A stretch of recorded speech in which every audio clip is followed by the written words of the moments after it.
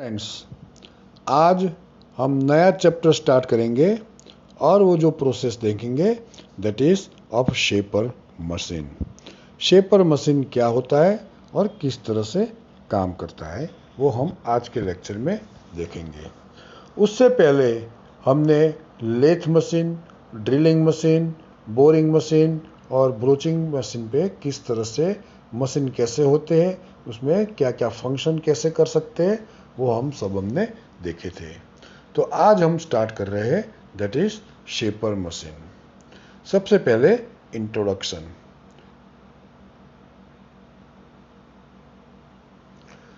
Introduction of shaping.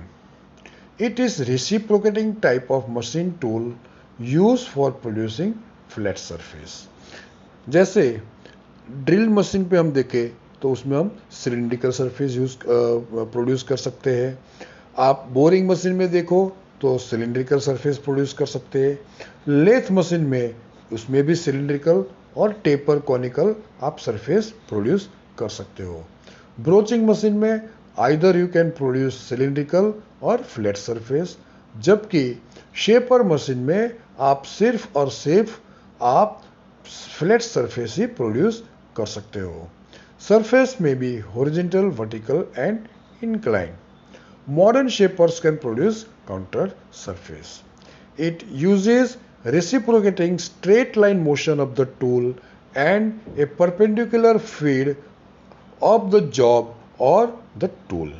मतलब आप जो मशीन जो उसमें टूल है उसमें उसका मोशन स्ट्रेट मोशन होता है और आप उसको परपेंडिकुलर आप जॉब को या टूल को फीड देते हैं। By moving the workpiece across the path of the reciprocating tool, a flat surface is generated regardless of the shape of the tool। Tool का शेप कुछ भी हो, लेकिन आप यहाँ ये मशीन से आप सिर्फ और सिर्फ फ्लैट सरफेस ही प्रोड्यूस कर सकते हो।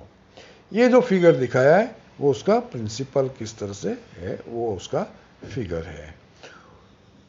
कॉलम है, टेबल है, बेस है। टेबल के ऊपर एक वाइस रखा हुआ है, वाइस में हमने जॉब क्लेम किया हुआ है। जो कॉलम है उसके ऊपर रैम है और वहाँ पे एक टूल हेड है। टूल हेड में हमने टूल को फिक्स किया हुआ है और वो मूवमेंट जैसे रैम का मूवमेंट यहाँ पे एक एरो से दिखाया हुआ है, वो आपका रेसिप्रोकेटिंग टाइप का मूवमेंट दिखाया है। तो वो जैसे ही आगे जाएगा आप मशीन आप जो भी वर्क पीस है उसके टूल उसके कांटेक्ट में आएगा और मटेरियल का रिमूवल करेगा और रिटर्न मोशन में वो टूल थोड़ा ऊपर होके वापस अपनी पोजीशन में आ जाएगा। यह है उसका principle. On a shaper job is fix on the work table जैसे फिगर में दिखाया है and the tool cuts while reciprocating over the job. The tool is mounted on a reciprocating ram and the table which supports the job is fed normal to the tool motion at each stroke of the ram। The tool cuts in the forward stroke generally forward stroke में वो tool आपका cut करता है। Only in case of draw cut shaper the tool cuts in the backward stroke of the ram।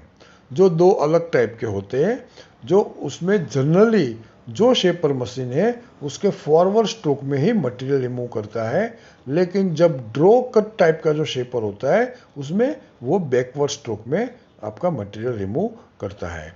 The other stroke in both the cases remains idle as there is no cutting action in that stroke. जैसे मतलब normal जो shaper machine है उसमें forward stroke में machining होता है, return stroke में machining नहीं होता है, तो वो आइडल पड़ा रहता है, मतलब वो टाइम आपका मशीनिंग में वेस्ट जाता है। और ड्रॉ कट जो आपका जो शेपर मशीन है उसमें फॉरवर्ड स्ट्रोक में आपका कुछ मशीनिंग नहीं होता है, लेकिन रिटर्न स्ट्रोक में उसका मशीनिंग होता है। Classification of shaper machine. Classification कैसे होता है? तो according to the type of mechanism use for giving reciprocating motion of the ram. Ram को आप मोशन किस हिसाब से किस तरह से देते हैं उस हिसाब से उसका क्लासिफिकेशन होता है। तो उसमें 3 अलग अलग टाइप के शेपर मशीन है।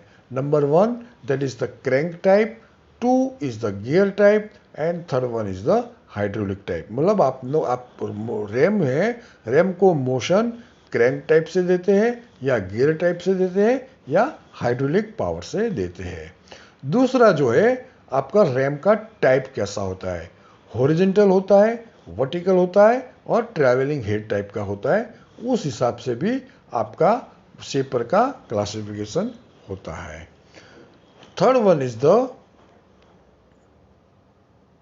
According to the design of the table, मतलब स्टैंडर्ड शेपर है या यूनिवर्सल शेपर है। And fourth one is the according to the cutting stroke, जैसे पुश टाइप है या ड्रॉ टाइप है। तो ये 4 बेसिस के ऊपर शेपर मशीन का क्लासिफिकेशन होता है। ये एक है वो एक स्टैंडर्ड शेपर का हमने यहाँ पे एक फिगर दिखाया हुआ है। सबसे नीचे बेस है, बेस के ऊपर फ्रेम लगा हुआ है। वो फ्रेम के अंदर उसका रैम का मूवमेंट का जो भी क्रैंक या गियर का मैकेनिज्म है या हाइड्रोलिक मैकेनिज्म है वो सब ये फ्रेम के अंदर होता है। उसके ऊपर एक रैम है और रैम आपका फॉरवर्ड एंड रिटर्न आपका जो बैकवर्ड मूवमेंट में उसका रेसिप्रोकेटिंग मोशन होता है। नीचे बेस में एक क्रॉस रेल जो एक एलिवेटिंग स्क्रू दिया हुआ है और वो क्रॉस रेल के ऊपर एक टेबल फिक्स किया होता है। वो क्रॉस रेल से सैडल फिक्स है और सैडल से टेबल फिक्स है। तो आप टेबल का अपवर्ड एंड डाउनवर्ड मोशन आप उसमें कर सकते हो। रैम के आगे बीच में एक क्लैंप दिया हुआ है। वो क्लैंप डिसाइड करता है आपको स्ट्रोक कितना फॉरवर्ड करना है। सो दैट मान लो आपका वर्कपीस का लेंथ है 100 mm, लेकिन आपका रैम का मूवमेंट 200 mm है। तो जो 100 mm मशीनिंग करने के बाद रैम आगे जाएगा वो आपका टाइम आपका अनयूज है जो आप बचा सकते हो। तो आप रैम का मूवमेंट के लिए ये यहाँ पे एडजस्टमेंट के लिए उसका एक क्लैंप दिया हुआ होता है। रैम के सबसे मतलब लेफ्ट साइड में एक टूल होल्डर होता है या स्विल बेस होता है, वो आप रोटेट भी कर सकते हो। जैसे आपको वी ग्रूव बनाना है तो आपको उसको रोटेट करके आपको टूल वो डिग्री में आपको फिक्स करने का होता है। टूल स्लाइड है, वो टूल स्लाइड से आप टूल को ऊपर या नीचे कर सकते हो। और क्लैपर बॉक्स का ब्लॉक होता है जिसमें टूल फिक्स करने के लिए टूल पोस्ट होता है। टूल पोस्ट के अंदर आप टूल फिक्स कर सकते हो। ये है आपका शेपर मशीन। उसके प्रिंसिपल पार्ट्स क्या क्या है। एक तो base, shaper base is heavy structure of cast iron. जैसे मोस्टली हर मशीन का जो बेस या बॉडी जो होता है वो कास्ट आयरन का होता है। It supports all other parts and assemblies. It resist vibration and high compressive loads being of cast iron. Cast iron क्या क्यों होता है, तो एक तो जो जितने भी उसमें वाइब्रेशंस आते हैं और जो कॉम्प्रेसिव लोड्स आता है वो एब्जॉर्ब करता है। Base is bolted down to the shop floor through foundation bolts. और ये बेस को आप जो आपका जो सॉफ्ट फ्लोर का जो फाउंडेशन है बेस है वहाँ पे आप उसको फाउंडेशन करते हैं। दूसरा पार्ट है वो कॉलम है। कॉलम क्या है, it is a box structure of cast iron and houses the operating mechanism of the machines. यहाँ पे कॉलम लिखा है, वहाँ पे हमने फ्रेम जो फिगर था उसमें फ्रेम लिखा हुआ है। उसके अंदर जो ऑपरेटिंग मैकेनिज्म जो है मशीन की वो सब उसके अंदर होते हैं। It also provide supports for other parts of the machine such as ram, cross rail, etc. Column consists of 2 vertical walls which are supported on the shaper base. Third one is the cross rail. Cross rail क्या होती है? The cross rail block is mounted on the front 2 vertical guideways of the column. The cross rail block has 2 parallel horizontal guideways in the vertical plane and perpendicular to the axis of the rame. Saddle. The saddle moves on the crossrail block and carries the table on it such that crosswise movement of the saddle by rotating the crossfeed screw by hand or by power makes the table moves sideways.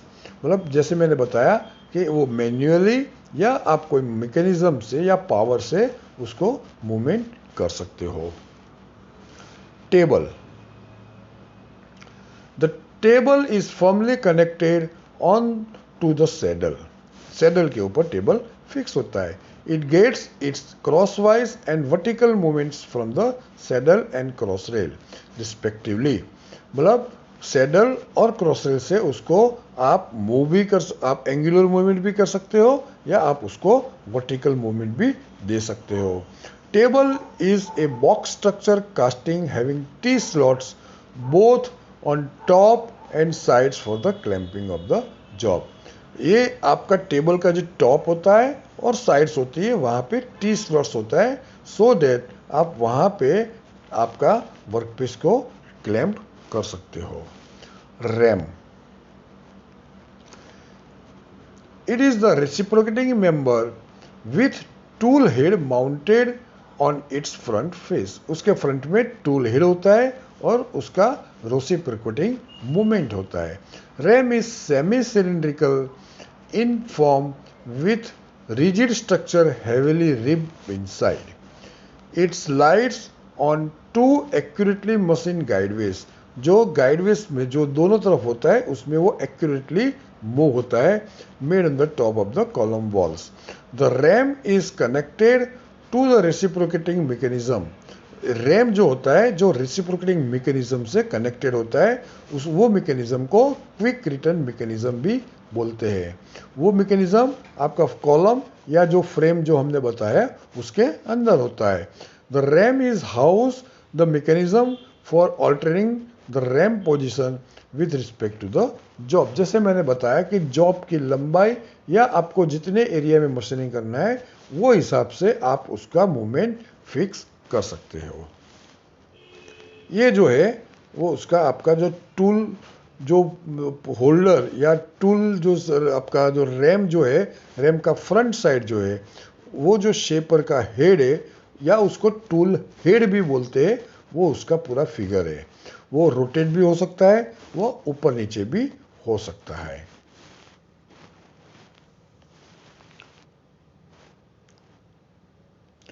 Tool head. Tool head क्या होता है तो tool head और shaper head उसको shaper head भी बोलते हैं. It is mounted at the front end of the ram and has the provision of being swivelled in any direction of the shaping angular surface. The tool is held in the tool post. उसमें आप वो भी facility होती है कि आपको tool post या tool को एंगुलर फिक्स करना है या आप उसको वर्टिकल फिक्स करना है या आप उसको ऊपर नीचे भी कर सकते हो.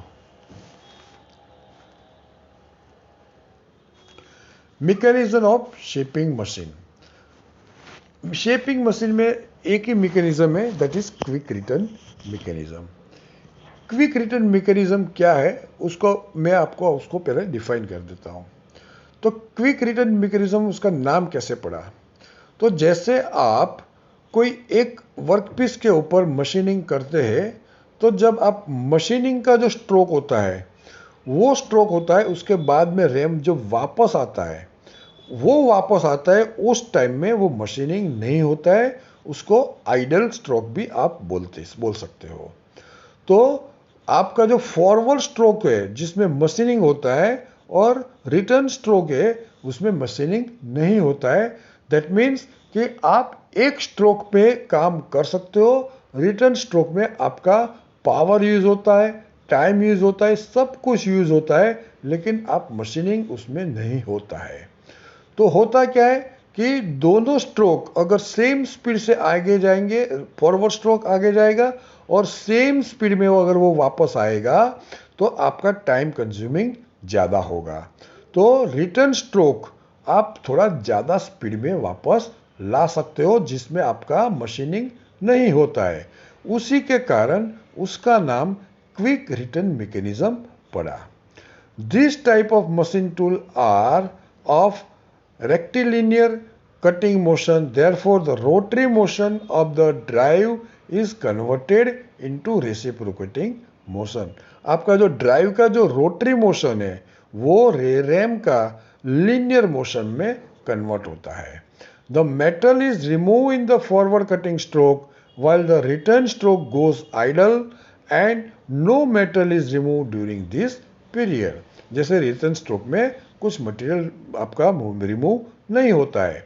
The cutting mechanism is so design that it moves as a comparatively slower speed during forward cutting stroke, whereas during the return stroke it allows RAM to move at a faster speed to reduce the idle return time. Return time आपका थोड़ा कम करने के लिए ये आपका quick return mechanism इसमें use होता है. This mechanism is known as quick return mechanism. The reciprocating movement of the RAM and the quick return mechanism of the machines are generally obtained by any one of the following method. ये reciprocating movement है और quick return mechanism है, वो आप नीचे से कोई भी मेथड से आप मशीन में इंक्लूड कर सकते हो. एक तो लीवर रॉकर आर्म मैकेनिज्म जो शेपर होता है, स्लाइड क्रैंक मैकेनिज्म वो जो स्लॉटर में होता है, with work quick return mechanism जो शेपर और स्लॉटर दोनों में होता है. Hydraulic system all three types में होता है. Variable speed reversible motor slaughter and planar में होता है. रैक एंड पिनियन मैकेनिज्म जो प्लेनर में होता है. तो स्लेपर में कौन कौन सी मैकेनिज्म होती है? एक तो लीवर रॉकर आर्म मैकेनिज्म होती है, विथवर्थ क्विक रिटर्न मैकेनिज्म उसमें होती है और हाइड्रोलिक सिस्टम होती है. ये तीन से आप शेपर मशीन में रिटर्न स्ट्रोक थोड़ा स्पीड अप कर सकते हो. Different types of cutting tools use in shaper. Shaper में कौन कौन से टाइप्स के अलग अलग शेप के जो टूल्स जो है वो यूज कर सकते हैं. Operations performed on shaper machine. Operations involved in shaping a rectangular job on shaper, machining a thin job on shaper, cutting an angle on a large job, cutting a dovetail bearing on a shaper, shaping a V or keyway in a block, shaping regular angle component, shaping an irregular curve surface, cutting a keyway on a shaper when the keyway does not extend the entire length of the shaft, machining angular surface on shaper, sequence of machining slides of a rectangular piece square and parallel. These are the different operations you can perform on the shaper machine. ये जैसे यहाँ पे figure में दिखाया हुआ है. एक तो सबसे पहले जो दिखाया है वो ब्लॉक है, वो आप फ्लैट सरफेस पर यूज कर सकते हो, एंगुलर सरफेस कर सकते हो, वी बेस में कर सकते हो, स्टेप में कर सकते हो, अगेन वी शेप कर सकते हो, और ये आपका वी शेप में. इस तरह से आप शेपिंग ऑपरेशन अलग अलग शेप में कर सकते हो. अभी हम देखेंगे शेपर मशीन के एडवांटेजेस क्या क्या है. The single point cutting tool use in shaper are inexpensive. These tools can be easily grounded and any desirable shape. मतलब जो शेपर मशीन में आप टूल यूज करते हैं वो सिंगल पॉइंट कटिंग टूल होता है, वो जनरली आप कॉस्ट में कम कॉस्ट में अवेलेबल होता है. The simplicity and ease of holding work, its easy adjustment and the simple tool give the shaper its greatly flexibility. मतलब आप उसमें जो जॉब क्लेम करने की जो फैसिलिटी है वो जो है वो बहुत सिंपल होती है, और वर्किंग जो मशीन का होता है वो भी बहुत सिंपल होता है. तो उसमें लेबर जो है वो आप उसमें उसको ट्रेन करने की ज़रूरत बहुत कम रहती है. Shaper setup is very quick and easy and can be readily change from one job to another. आप उसमें सेटअप करना है, एक जॉब खत्म हो गया दूसरा जॉब फिक्स करना है तो बहुत स्पीड में और इजीली हो सकता है। थिन और fragile jobs can be conveniently machine on shaper because of lower cutting force. आप थिन मटेरियल होता है या फ्रेगाइल मटेरियल होता है, वो शेपर मशीन में आप अच्छी तरह से मशीनिंग कर सकते हो बिकॉज ऑफ उसमें शेपर में जो कटिंग फोर्स होता है वो बहुत कम लगता है। एडवांटेजेस में साथ में उसके थोड़े बहुत लिमिटेशंस भी है। लिमिटेशंस क्या क्या होता है? तो shape only one piece of stroke at a time, एक स्ट्रोक में एक ही लाइन पे से मटेरियल रिमूव होगा। Not suitable for large parts at stroke length is limited and overhanging of the arm. उसमें स्ट्रोक लेंथ का कुछ लिमिटेशन होता है, तो लंबाई वाला जो ज़्यादा लंबा जो पार्ट्स होता है वो आप मशीनिंग नहीं कर सकते। उसके लिए आपको दूसरी प्रोसेस जो होती है, दूसरा मशीन होता है जो प्लेनर मशीन उसको बोलते हैं, वहाँ पे आपको काम करना पड़ेगा। Shape stroke only if longer than 25 centimetre या 10 इंच। उसका स्ट्रोक लेंथ सबसे ज़्यादा से ज़्यादा आप 10 इंच तक का हो सकता है या 25 सेंटीमीटर तक का हो सकता है। ये एक यहाँ पे डिफरेंस दिया हुआ है हर एक का कि शेपर मशीन में क्या क्या हो सकता है, प्लेनर मशीन में क्या हो सकता है और स्लॉटर मशीन में क्या क्या हो सकता है। This is all about the shaper machine. हम नेक्स्ट चैप्टर हम देखेंगे, यही आपका जो चैप्टर है that is shaper, planar and slaughter का है। शेपर हमने आज यहाँ पे ख़त्म किया। नेक्स्ट लेक्चर में हम प्लेनर देखेंगे और उसके बाद में हम स्लॉटर के ऊपर बात करेंगे। Thank you.